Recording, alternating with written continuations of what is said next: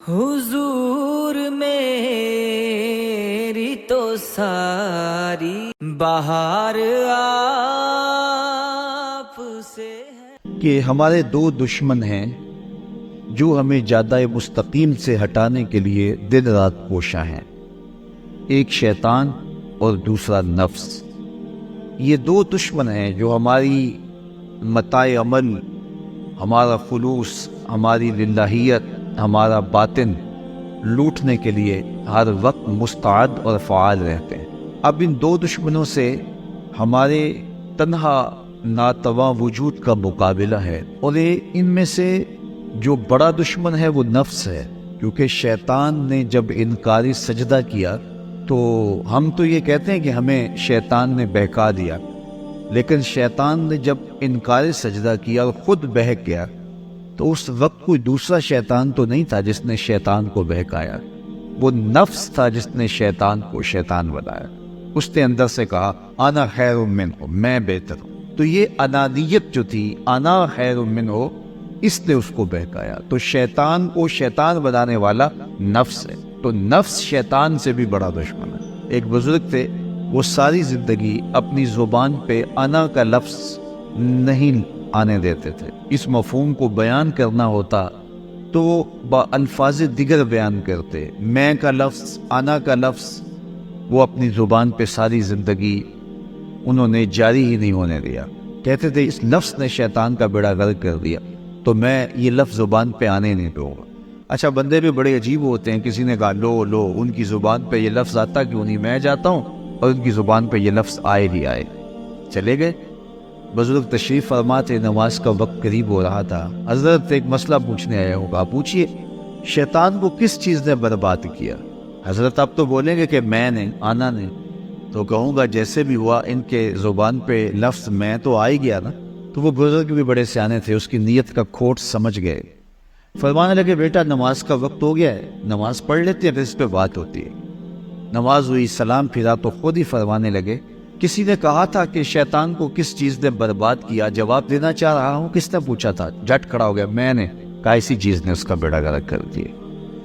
تو جو نفس تھا وہ شیطان کو شیطان بنانے والا ہے۔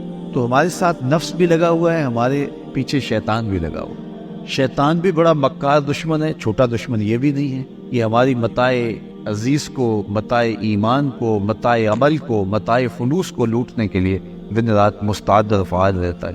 اللہ کے محبوب نے فرمایا الشیطان جاسم علی قلب ابن آدم فاذا ذکر اللہ خنس واذا غفل وسوس۔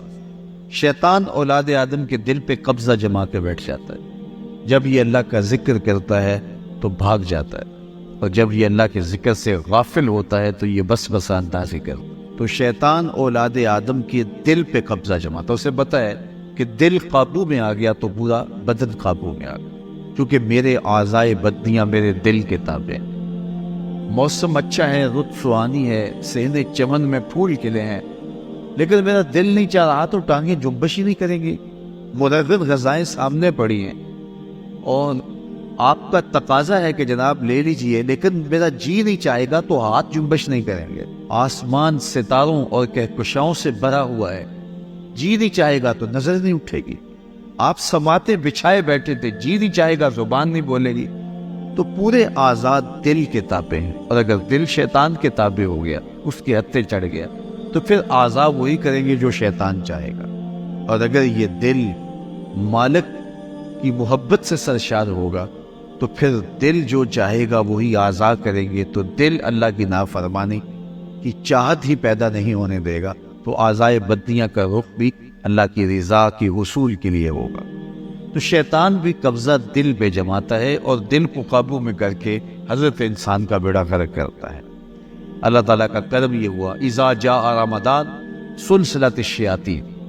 اللہ کے محبوب علیہ السلام ارشاد فرماتے ہیں جب ماہ صیام آتا ہے تو شیاطین جکڑ دیے جاتے ہیں، جنت کے دروازے کھول دیے جاتے ہیں، جہنم کے دروازے بند کر دیے جاتے ہیں۔ اب ہمارے دو دشمن تھے، ایک نفس اور دوسرا شیطان۔ دونوں کے مقابلے میں ناتواں اور کمزور جان کو مقابلے میں آنا پڑتا تھا، لیکن جب ماہ صیام آیا، یہ ماہ انور آیا، تو ہمارے دو دشمنوں میں سے ایک دشمن باندھ دیا گیا، اب ہمارا مقابلہ صرف ایک دشمن سے رہ گیا۔ دیکھیے، ماہ رمضان آتا ہے تو مسجدوں کے در کشادہ ہو جاتے ہیں، لوگوں کا رجحان دین کی طرف ہوتا ہے۔ جو 5 نمازیں بھی نہیں پڑھتے ہوتے ان کو تراویح میں بھی کھڑا ہوتا دیکھتے، اہتمام ہوتا ہے، نیکی کا، صدقہ و خیرات کا ماحول پیدا ہوتا ہے۔ ایسا کیوں ہے؟